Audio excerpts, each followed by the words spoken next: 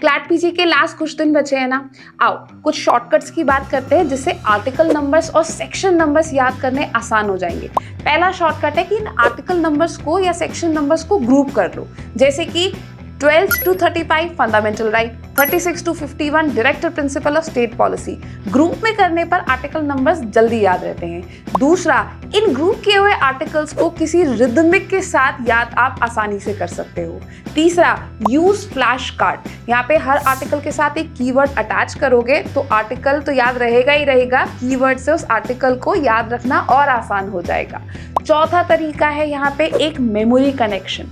Memory connection में कोई date या कोई वर्ड या कोई इंसिडेंट अगर आप उस आर्टिकल के साथ अटैच करते हैं तो आर्टिकल की रिमेम्बरेंस पावर बढ़ जाती है।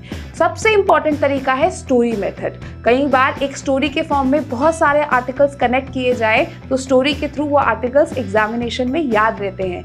लास्ट बट मोस्ट इंपॉर्टेंट है, किसी फेमस केस लॉ के साथ सारे आर्टिकल्स अटैच करो और जितने भी आर्टिकल्स वहाँ इन्वॉल्व थे वो केसेस भी याद रखवाएंगे और आर्टिकल नंबर भी। अब और कोई टेक्निक चाहिए तो मुझे कमेंट सेक्शन में बताओ।